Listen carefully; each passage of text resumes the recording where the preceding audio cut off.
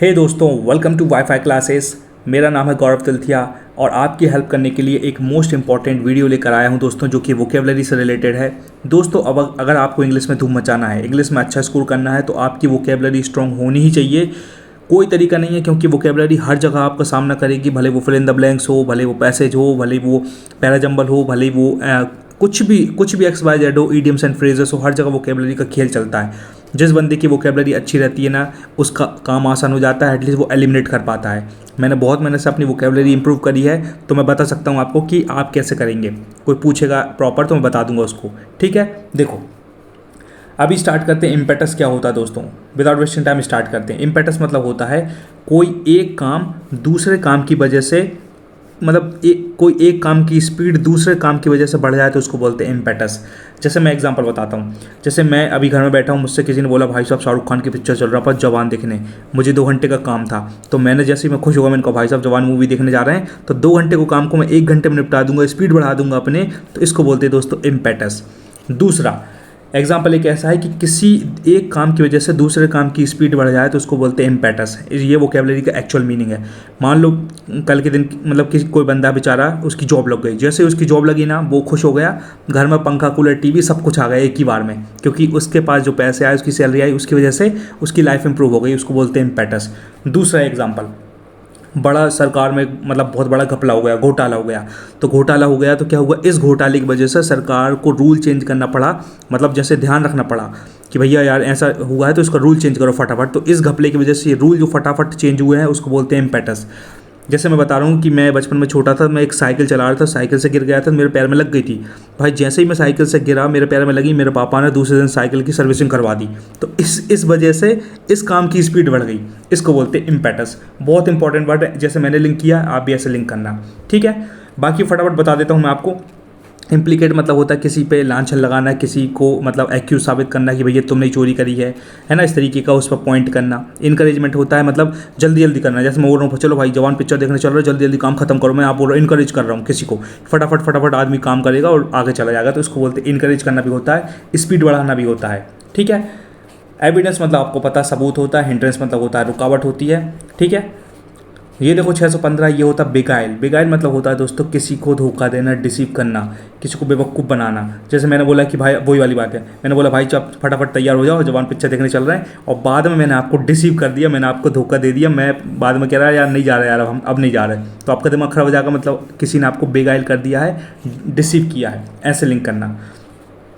Farcical बहुत important word है ये, ब्लैक वाले भाई इंपॉर्टेंट है। ये प्रीवियस ईयर क्वेश्चन है, ये प्रीवियस ईयर पेपर ही है, बुक ही पूरी प्रीवियस ईयर है ना। तो यहाँ से पढ़ लो, जिसको घबराहट होती बुक से, तो मैं धीरे धीरे ऐसे पढ़ाऊंगा।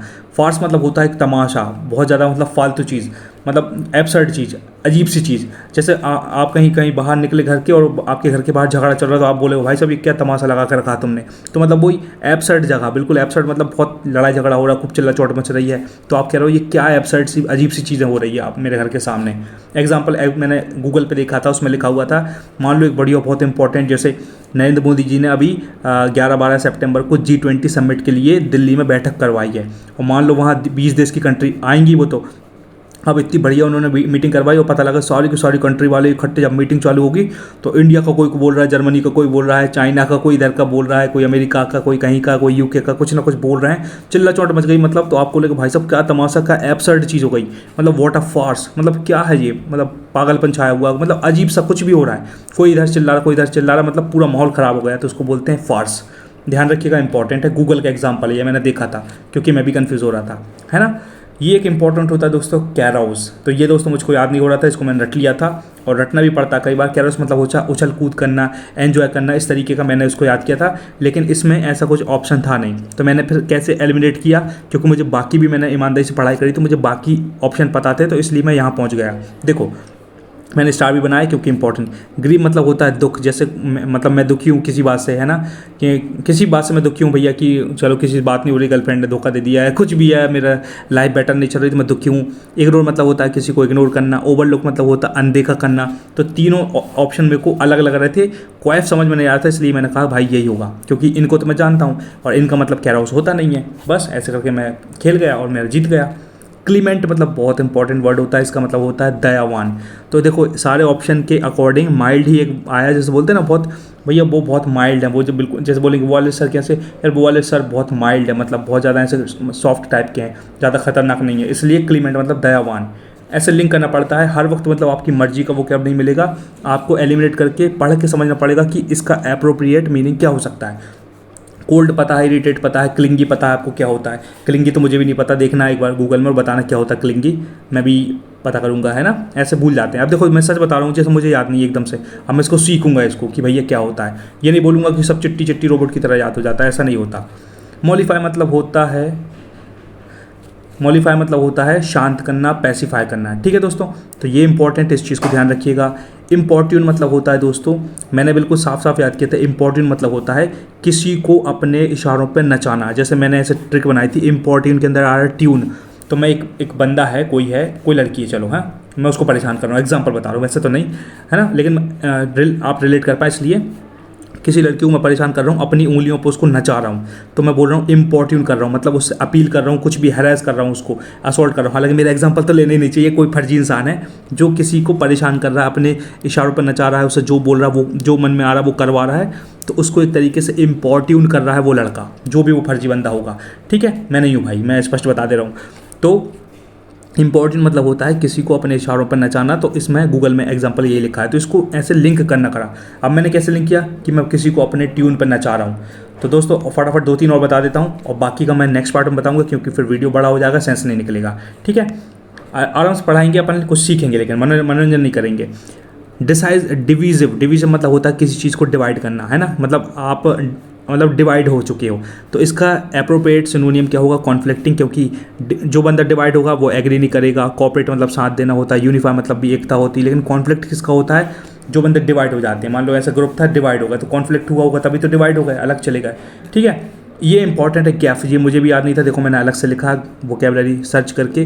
गैफ मतलब होता है ब्लंडर, मिस्टेक, और इसका अप्रोप्रिएट सिनोनियम होगा ट्रिक। तो इस चीज़ को ध्यान रखिएगा। ये लास्ट पढ़ लीजिए, उसके बाद अपन कल पढ़ेंगे। 2 पढ़ा दे रहा हूँ। सुपरसीलियस, भाई इसकी स्पेलिंग जरूर देख लो, SUPERCILIOUS। सुपरसीलियस मतलब होता है घमंडी, एरोगेंट। जैसे कई बार जो सुपर स्टार्स होते हैं, मतलब वैसे तो मुझे बहुत पसंद है बॉलीवुड वाले, लेकिन उसमें भी कई बार ऐसा होता है, मतलब 1% चांसेस में कि थोड़े से हीरो लोग कहीं कहीं के एरोगेंट होते हैं, थोड़े से तो होते ही कई बार, तो मतलब वो लोग सुपरसीलियस होते हैं, भाई साहब हम बिल्कुल सुपर हैं, बहुत इंपॉर्टेंट है, तो वो एरोगेंट होते हैं। ऐसा एग्जाम्पल लिंक कर लो आप। वैसे तो आजकल नहीं होते हैं, लेकिन कई बार हर जगह मिल जाएंगे, कोई नेता मिल जाएगा, कोई फर्जी इंसान मिल जाएगा, ऑफिस में कोई बॉस मिल जाएगा जो बहुत घमंडी होगा, सुपरसीलियस होगा।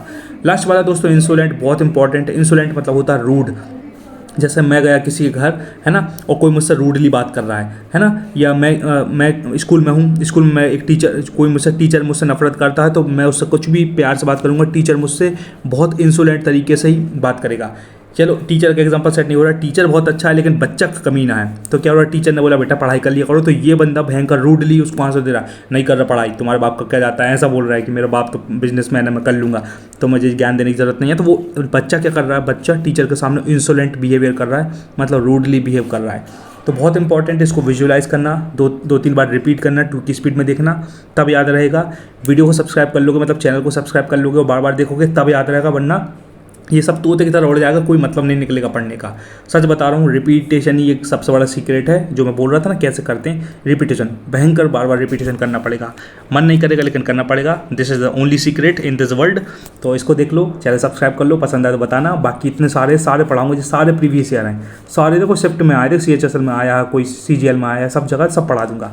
चलो thank you so much guys, until we meet again. Gaurav Tilthia signing off, love you all, bye.